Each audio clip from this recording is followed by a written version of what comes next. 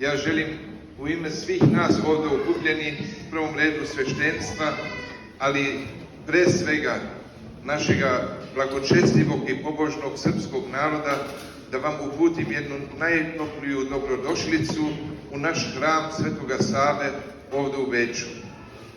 Vaš dolazak, preosvećeni brate Aleksije, za nas znači promisao Božija, jer mi se molimo Bogu za našu mnogo napačenu i mnogo postradalu crkvu pravoslavnu i za narod koji živi u njoj prema Hristovim rečima: ne bojte se, ako vas gone, i mene su gonili. Tako da naš narod kroz svoju istoriju izdržao mnoge šibe i mnoga linčovanja, ali pogledajte naš narod posle svega što je vekovima prošao, kako je pobožan i kako dolazi u narod, u hram, da se moli Bogu i da pominje Gospod njih i njihove porodice.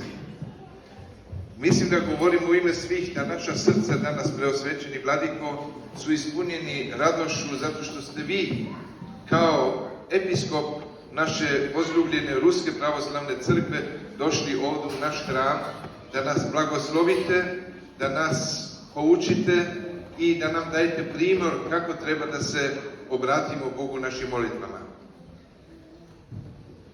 Moram da ističem da je gdje god Ruska pravoslavna crkva u Evropi organizovana, za razliku od nas Srbe, oni uvek imaju hramove u samim centrima. To sam mojim očima vidio.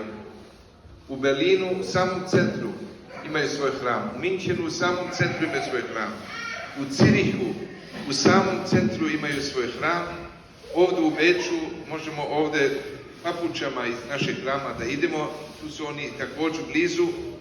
A tek u Parizu, da znate šta su napravili, pored čuvene parijske reke Sene, Rusi su uspjeli u samom centru da sazidaju svoj ruski pravoslavni hram upravo u centru grada. To se odnosi i na Milano u Italiji, gdje sam mojim očima vidio, a tek da vidite u Rimu, gdje su svetu Katarinu, svetu veliku mučenicu Katarinu, sazidali odmah pored svetog apostola Petra. To je Ruska pravoslavna crkva.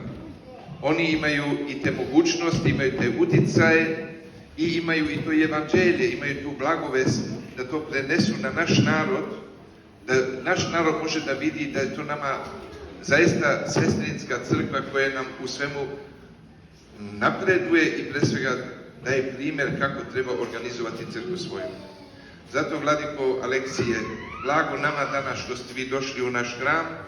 Mi se ovdje molimo Bogu svake nedelje, ali i svakog dana, svako jutro imamo jutrenje, svako večer imamo večernje, subotom, nedeljom i praznikom imamo svetu liturgiju i mogu po duši reći da su nam u srcima svi svetitelji pravoslavne crkve, kako sveti Jovan Zlatoust, sveti Vasilije Veliki, sveti Grigorije Bogoslov, sveti oci Jovan Damaskin, sveti Teodor Studit, sveti Simeon Novi Bogoslov, sveti Grigorije Palama, ali onda u našim srcima su i ruski svetitelji, Filip i Iona Moskovski, zatim sveti starac Siluan, a u novije vreme i nama nije ostalo sakriveno koliko ima velikih prosvetitelja i svetilnika naše sestrinske Ruske pravoslavne crkve. To mislim na prvom mjestu svetog Jovana Šangajskog,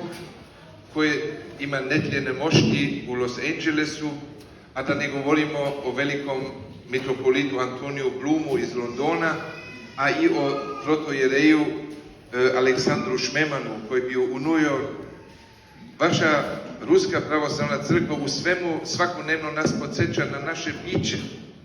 Pa i sveti Sava, kome je ovdje posvećena hrama, kako je dospeo u Svetu Goru? Što su ruski monasi došli u Srbiju i molili srpskoga kneza i župana za pomoć i tako je sveti Sava upoznao preko ruskih monaha put u Svetu Goru i tamo se on podvizavao. Naš vladika Nikolaj, kome se toliko ovdje molimo, Nikolaj Žički, Ohridsko-Bitolski, on je u stvari umro u jednom ruskom manastiru u Čikagu, kada je on ostao bez ičega. To smo više puta rekli. Vaša ruska crkva